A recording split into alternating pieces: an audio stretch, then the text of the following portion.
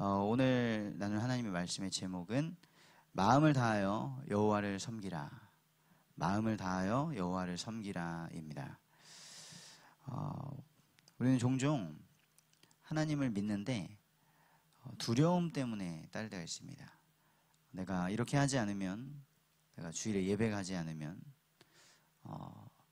신앙생활을 잘하지 않으면 벌 받지 않을까? 그래서 마치 어린아이가 벌 받을까봐 두려워서 규칙을 지키는 것처럼 신앙생활을 하는데 하나님과의 관계가 사랑이 아니라 형벌을 회피하려고 하는 그런 수준에 머물 때가 있는 것이죠. 이스라엘 백성도 이 사무엘 시대 때 하나님을 따르지 않고 왕으로 인정하지 않고 인간 왕을 구했죠. 그런데 또 전쟁이 일어나니까 하나님께 부르짖는 것입니다.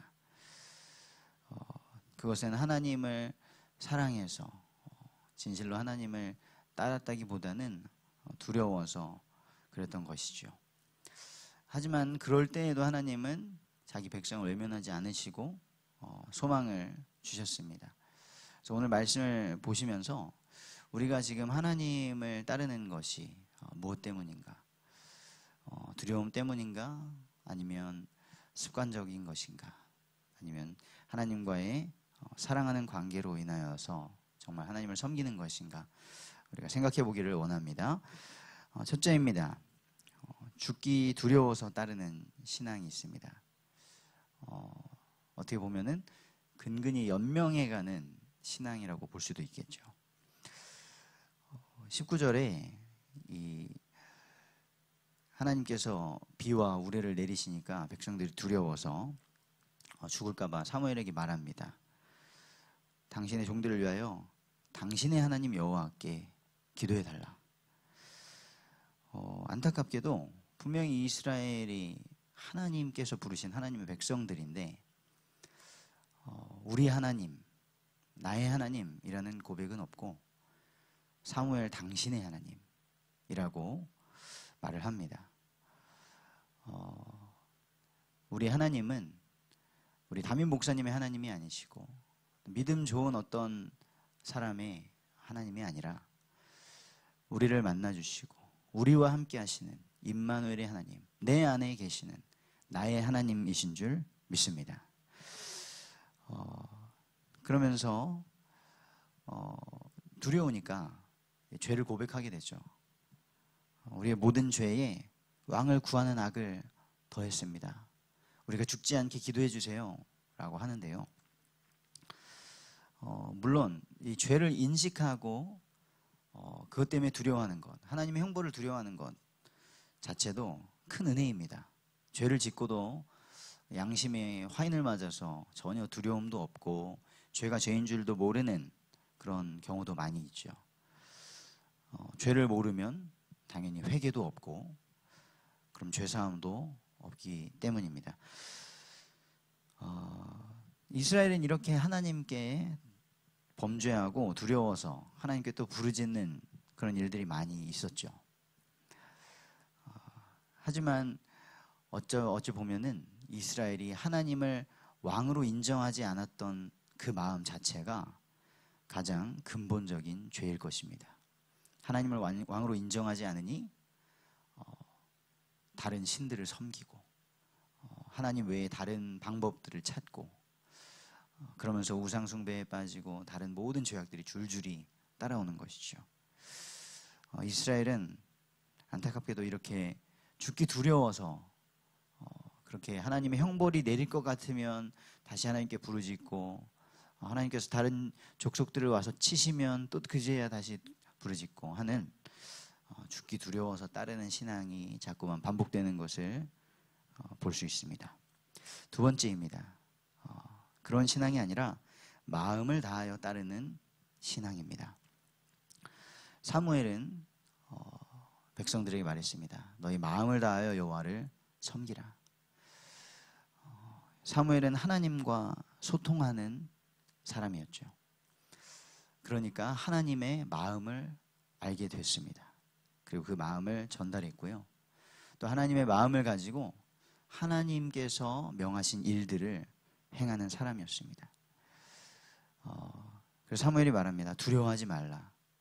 하나님은 성경에서 천사들을 보내셔서 하나님의 영으로 나타나셔서 예수님께서 수없이 말씀하셨습니다. 두려워하지 말라. 두려워하지 말라. 내가 너와 함께함이라. 내가 너의 하나님이 됨이라.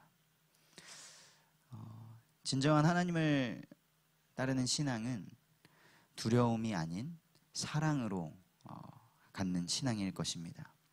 우리가 하나님을 무서워서 안 따라가면 큰일 나니까 주일 예배를 나오는데 주일 예배 안 나오고 어디 놀러 가면은 벼락 맞지 않을까 해서 뭔가 잘 안 되지 않을까 그래서 나오는 신앙이 아니라 내가 받은 그 은혜와 사랑이 너무나 커서 하나님 제가 드릴 것이 이렇게 주님을 찬양하고 주님의 말씀을 듣고 감사하고 예배하는 것밖에 없습니다 하면서 사랑으로 나오는 것이죠.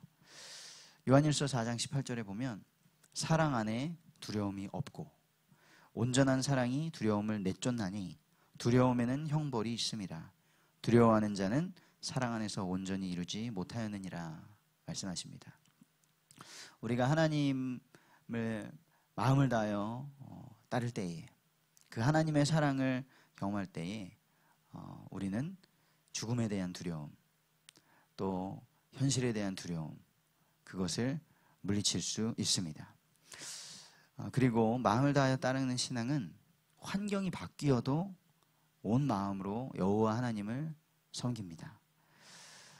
이제 하나님이 허락하셔서 이스라엘에 왕이 세워졌습니다. 환경이 바뀐 것이죠. 사사들을 따르던 그 시대에서 왕정 시대로 넘어가고 있습니다. 그럼에도 불구하고 이스라엘 백성들이 해야 되는 것은 여호와 하나님을 따르고 마음을 다하여 섬기는 것이었습니다. 왕이 세워졌으니까 하나님과 더 거리가 생기고 하나님을 섬기는 것이 달라지는 것이 아니라 오히려 더 마음을 다하고 왕도 백성들도 하나님 여호와를 섬겨야 되는 것이 그들의 본분인 것입니다.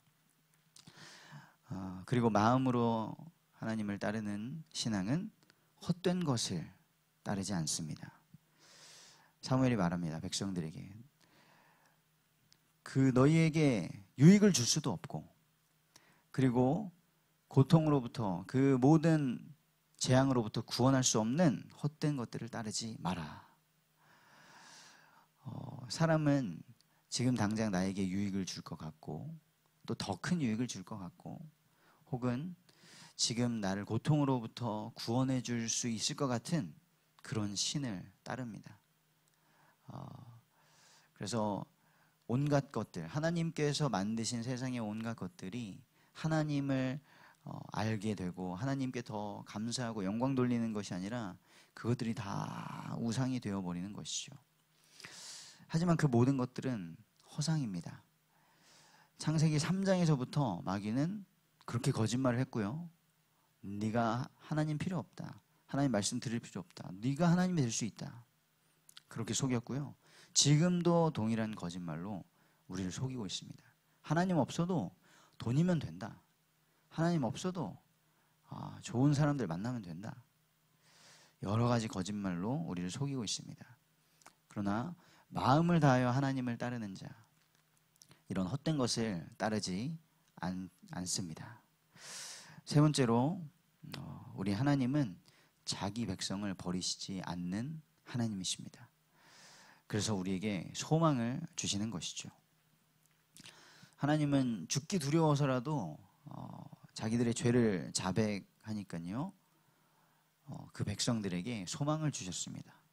우리 하나님은 좋으신 하나님인 줄 믿습니다. 오늘 이 아침에도 하나님의 말씀을 듣기 원하고 그 말씀을 따르기 원하는 우리 모든 성도님들에게 참된 소망을 주실 줄 믿습니다. 우리 하나님은 구원하시기를 기뻐하십니다. 그래서 사무엘이 말한 것처럼 하나님이 너희를 자기 백성 삼으신 것을 기뻐하셨다. 그렇게 말씀하십니다. 아니 이렇게 금세 하나님을 잊어버리고 우상을 숭배하고 하나님을 왕으로 인정하지도 않는 이 백성들을 자기 백성 삼으신 것을 기뻐하셨다고 말씀하십니다. 사실 우리도 마찬가지죠. 하나님 앞에 뭐 그렇게 구원받을 만한 자격이 있었겠습니까? 그럼에도 불구하고 하나님께서는 우리를 자기 백성 삼으신 것을 기뻐하셨다 말씀하십니다. 우리와 함께 하시기를 기뻐하시는 하나님이십니다. 이스라엘이 어떻게 하나님의 백성이 되었습니까? 또 하나님 예배하는 것을 잊어버리고 제사하는 것을 잊어버리고 애굽에 400년 노예가 되었을 때 하나님께서는 10가지 재앙을 내리셔서 그 바로 왕을 꺾어버리시고 양의 피를 바르는 날 해방시키셨습니다. 홍해를 가르셔서 인도하셨습니다. 그리고 시내산에서 언약을 체결하셨죠. 너희는 나의 백성이 되고 나는 너희의 하나님이 될 것이다. 왜 그렇게 하셨다는 것입니까? 하나님이 기쁘셔서 우리를 구원하신 줄 믿습니다. 그리고 하나님은요, 자기의 영광을 빼앗기지 않으십니다.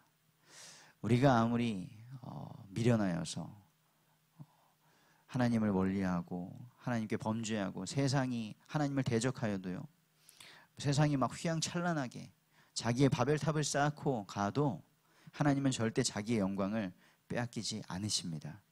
그래서 우리가 뭔가 잘해서 조건을 다 갖춰서 하나님께서 구원하시는 게 아니라 하나님의 그 크신 이름을 위하여서 자기 영광을 위하여서 하나님께서 구원하신 백성들을 지키시고 오늘도 인도하시는 줄 믿습니다. 그런 선하신 하나님, 그런 좋으신 하나님을 우리가 두려워서가 아니라 습관적으로 타성에 젖어서가 아니라 온 마음을 다하여 섬기는 그런 하나님의 백성 되기를 원합니다. 결론입니다. 우리는 이런 하나님, 이 뒤에 사무엘이 말하죠. 내가 너희를 위하여 기도를 쉬는 죄를 범하지 않겠다. 그리고 내가 너희를 선하고 의로운 길로 가르칠 것이다. 우리는 기도로 하나님과 소통하며 또 하나님의 말씀을 배워야 합니다. 하나님은 사무엘을 이스라엘의 기도의 배경과 또 말씀을 가르치는 자로 세우셨습니다. 하지만 하나님의 뜻을 구하는 것, 우리가 삶을 살아가면서 우리의 선택 가운데서 하나님의 뜻이 무엇인지 구하고 그리고 하나님께서 가르쳐 주신 그 말씀에 순종하며 사는 것은 하나님의 백성된, 하나님 나라의 백성된 우리 모두의 본분인 줄 믿습니다. 두 번째로 하나님이 행하신 구원을 기억하면서 감사하고 온 마음으로 하나님을 섬겨야겠습니다.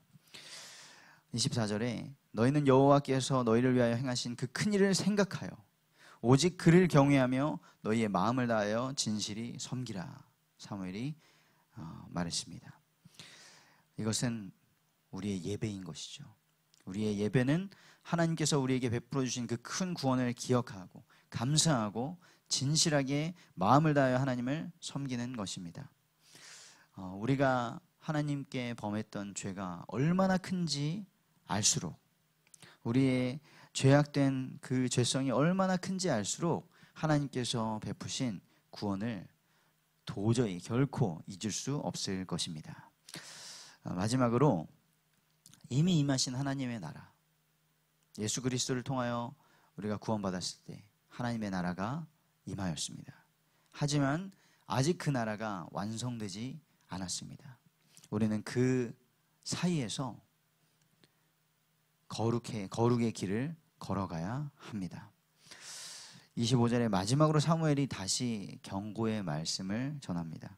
만일 너희가 여전히 악을 행하면 너희와 너희 왕이 다 멸망하리라. 하나님은 이스라엘이 출애굽했을 때부터 신명기 28장에 말씀하십니다. 신명기 28장은 축복장이죠. 너희가 내 명령을 따르고 내 말을 따르고 나에게 순종하면 이런 복을 받을 것이다. 너희가 나가도 복을 받고 들어가도 복을 받고 너희가 머리가 될지언정 꼬리가 되지 않을 것이다. 많은 것을 복을 말씀하셨습니다.